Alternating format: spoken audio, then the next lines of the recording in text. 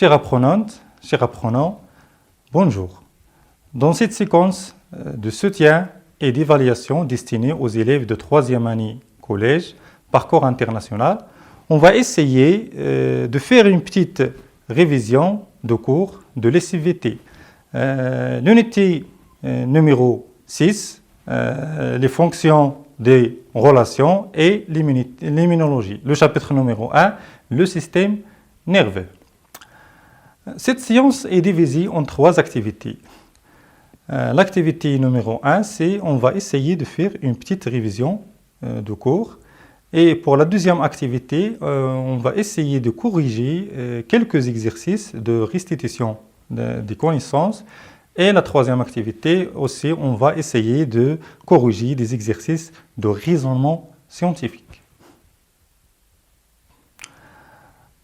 Dans la première activité, vous avez étudié 3 activités du système nerveux. La première activité, c'est la sensibilité consciente.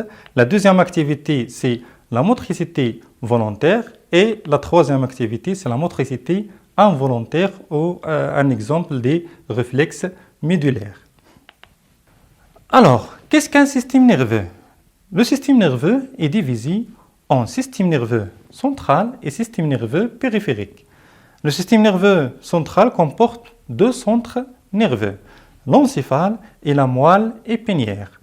L'encéphale se divise en cerveau, en cervelette et un tronc cérébral ou bien une bulbe rachidien. Le système nerveux périphérique comprend tous les nerfs de notre organisme. Ce système-là contient 2 substances, la substance grise et la substance blanche. Ces substances contiennent des neurones. Qu'est-ce que ça veut dire des neurones? Ce sont des cellules nerveuses. La cellule nerveuse qui se compose d'un corps cellulaire, d'un axon et des ramifications. Et cette cellule, ou bien ce neurone-là, est l'unité fonctionnelle du système nerveux. L'unité fonctionnelle, c'est-à-dire l'unité structurelle de notre système. La première activité nerveuse que vous avez étudiée est la sensibilité consciente, c'est-à-dire les 5 sens, comme la vue, le toucher, le goût, etc. Pour bien maîtriser cette partie, je vous propose des mots-clés, c'est-à-dire des termes essentiels de cette partie. Le premier est le stimulus. C'est un excitant comme la lumière, la température, le son, etc. Le deuxième mot est les récepteurs sensoriels qui captent ces stimulus ou bien ces excitants. Ils sont localisés au niveau des organes sensoriels comme le nez, l'œil, les oreilles, etc. Puis le nerf sensitif qui conduit le message nerveux. Le message nerveux est l'influx nerveux sensitif. Enfin, l'air sensitif qui analyse ce message. Les éléments intervenant dans la sensibilité consciente sont, le premier, c'est le stimulus, les récepteurs sensoriels, le nerf sensitif et le centre nerveux qui est les aires sensitifs. Le trajet de l'influx nerveux lors de la sensibilité consciente. L'influx nerveux sensitif naît au niveau des récepteurs sensoriels situés dans les organes. Puis, ce message transmis par le nerf sensitif vers les centres nerveux pour traiter ce message. La deuxième activité nerveuse que vous avez étudiée est la motricité volontaire. Ce sont les mouvements volontaires. Les mots-clés de cette partie sont l'aire motrice, qui est le centre nerveux de cette activité, la moelle épinière et le nerf moteur qui conduit nos messages, l'organe effecteur, ce sont les muscles, et l'influx nerveux moteur, c'est nos messages. Les éléments intervenant lors de cette activité sont l'aire motrice ou l'influx nerveux moteur, né, la moelle épinière et le nerf moteur qui conduit l'influx nerveux, et enfin les muscles. Donc ce schéma représente le trajet de l'influx nerveux moteur lors de la motricité volontaire qui commence de l'aire motrice et se termine dans les muscles. La dernière activité nerveuse, c'est la motricité involontaire et comme exemple des réflexes médulaires. Les éléments intervenant lors de ce réflexe, ce sont des mots-clés, des éléments essentiels lors de cette activité. Commence par la peau, puis le nerf sensitif, la moelle épinière qui est le centre nerveux de cette activité, c'est-à-dire de l'activité de motricité involontaire, le nerf moteur qui joue le rôle de conducteur et enfin les muscles. Ce schéma représente le trajet de l'influx nerveux lors d'un réflexe, ce qu'on appelle l'arc réflexe.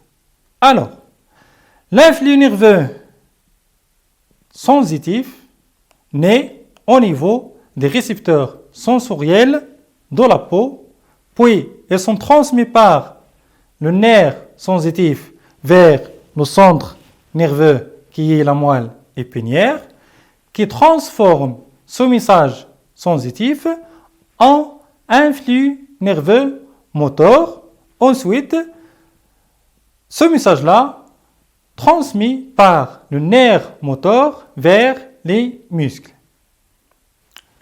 Et voici un schéma qui résume le trajet de l'influx nerveux lors de cette activité.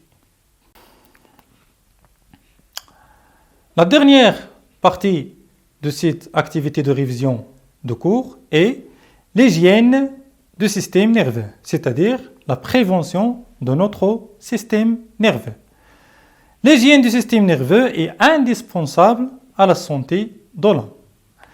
Cette hygiène consiste à dormir suffisamment, avoir une alimentation saine et équilibrée, éviter le tabac, les drogues, l'alcool et l'exposition au bruit.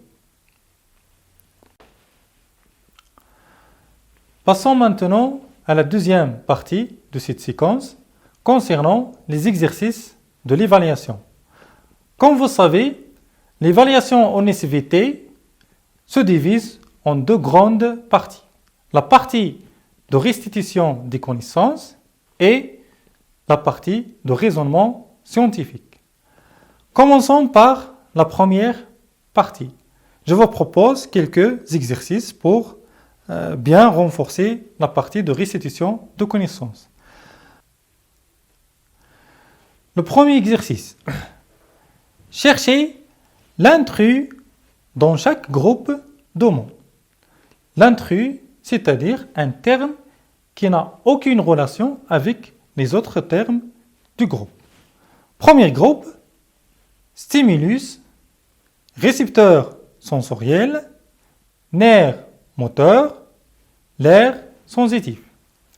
Deuxième groupe, cerveau, muscle, cervelet et le tronc cérébral. Le troisième groupe, nerf moteur, muscle, aire motrice et l'œil. Et le dernier groupe, l'accent, le corps cellulaire, le stimulus et le neurone. Alors, pour répondre à cet exercice, on va essayer de trouver nos mots intrus dans chaque groupe. Pour le premier groupe, le stimulus, les récepteurs sensoriels, et l'air sensitif sont des éléments intervenant lors de la sensibilité consciente. Donc, le nerf moteur n'appartient pas à ces éléments, donc c'est l'intrus de ce groupe. Le deuxième groupe, le cerveau. Le cervelet et le tronc cérébral sont des constituants de l'encéphale. Donc, le muscle est l'intrus de ce groupe. Pour le troisième groupe, le nerf moteur, le muscle, l'aire motrice sont des éléments intervenant lors de la motricité volontaire. Donc, l'œil n'intervient pas et c'est l'intrus du troisième groupe. Pour le quatrième groupe, l'axone et le corps cellulaire sont des constituants du neurone, c'est-à-dire la cellule nerveuse. Et donc, le stimulus est l'intrus de ce groupe. Le deuxième exercice, associer à chaque élément du groupe A sa définition du groupe B. Le groupe A, on a le muscle, l'arc réflexe, le nerf sensitif et la moelle épinière. Dans le groupe B, le centre nerveux d'un réflexe, le trajet de l'influx nerveux dans un réflexe, conduit l'influx nerveux sensitif et l'organe effecteur. Un moment, on peut réfléchir.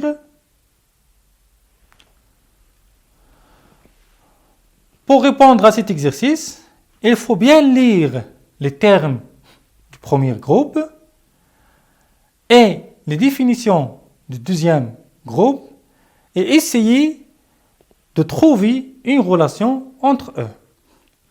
Et on va commencer par la plus simple. Premièrement, le muscle. Le muscle, c'est un organe effecteur. Puis, la moelle épinière est le centre nerveux d'un réflexe. L'arc réflexe est le trajet de l'influx nerveux lors d'un réflexe. Et enfin, le nerf sensitif conduit l'influx nerveux sensitif.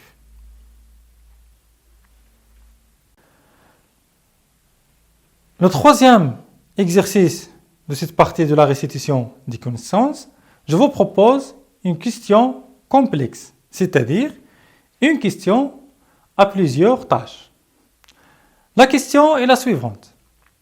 Légendez le schéma et tracez en bleu le trajet de l'influx nerveux moteur. Donc, dans cette question, il y a deux tâches. La première tâche, on va légender le schéma. La première flèche, c'est l'aire motrice. La deuxième, c'est la moelle épinière. Et la troisième, c'est le muscle. Dans la deuxième tâche, on va essayer de tracer le trajet de l'influx nerveux moteur lors de cette activité. Donc, l'influx nerveux moteur naît au niveau de l'aire motrice, puis transmis vers le muscle, passant par la moelle épinière et le nerf moteur. Le trajet est comme suit.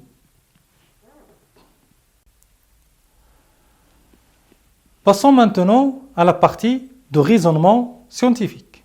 Exercice. Une personne voit le verre d'eau, elle tend sa main et il le prend pour boire. La question, déterminer la première activité nerveuse et préciser sa nature. Pour répondre à cette question, il faut déterminer les actions faites par la personne. La première action est voir le verre d'eau.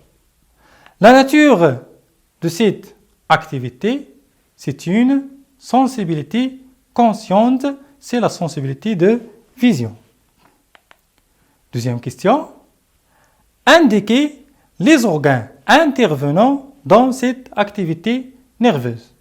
Puisqu'il s'agit d'une sensibilité consciente, donc les organes intervenants sont le stimulus, c'est la lumière, l'œil, le nerf sensitif et enfin le centre nerveux qui est l'aire visuelle.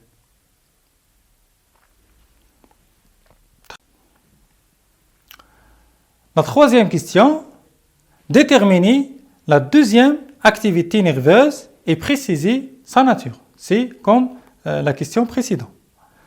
Donc, la deuxième activité faite par la personne est, elle prend le verre d'eau pour boire. La nature de cette activité, c'est une motricité volontaire.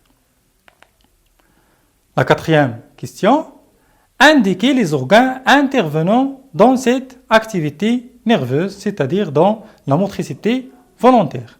Les éléments sont l'aire motrice, la moelle épinière, le nerf moteur et enfin les muscles qui effectuent les mouvements. La dernière question de cet exercice, schématiser le trajet de l'influx nerveux lors de la deuxième activité, c'est-à-dire l'activité de la motricité volontaire. Le schéma simple commence par l'aire motrice, qui est l'origine de l'influx nerveux moteur, puis la moelle épinière et le nerf moteur qui conduit son message vers les muscles, enfin effectuant le mouvement. Deuxième exercice. Pour déterminer le trajet de l'influx nerveux lors d'un réflexe médulaire, on propose les expériences suivantes. La première expérience, section du nerf rachidien. Le résultat, perte de la sensibilité et de la motricité. Deuxième expérience, section de la racine postérieure. Résultat, perte de la sensibilité.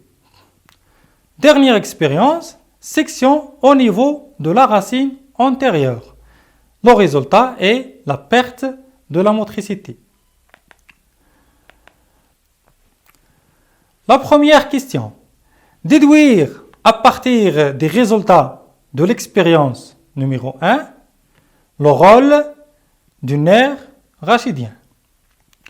Puisque l'organe énervé par ce nerf perd la sensibilité et la motricité, donc le nerf rachidien conduit l'influx nerveux sensitif et l'influx nerveux moteur en même temps. C'est-à-dire, le nerf rachidien est un nerf mixte.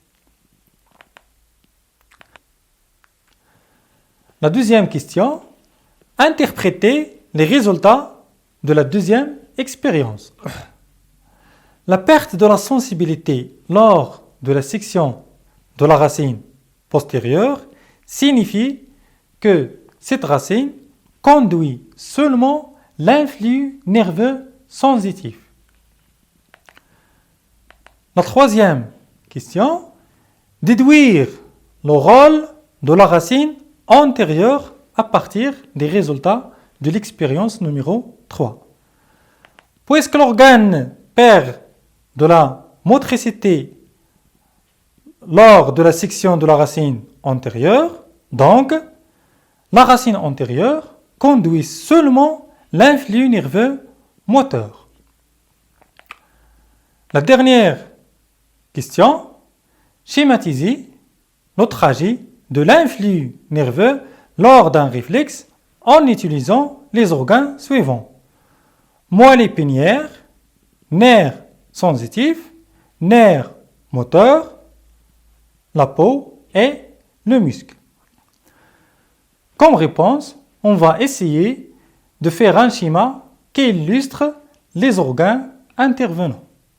On commence par la peau, puis le nerf sensitif qui conduit l'influx nerveux sensitif vers la moelle épinière. La moelle épinière est le centre nerveux qui transforme ce message sensitif en influx nerveux moteur, puis le nerf moteur qui conduit ce message vers, enfin, les muscles.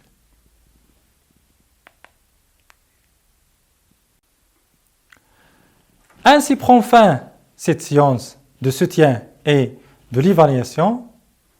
Chère apprenante, chers apprenants, bon courage et à bientôt.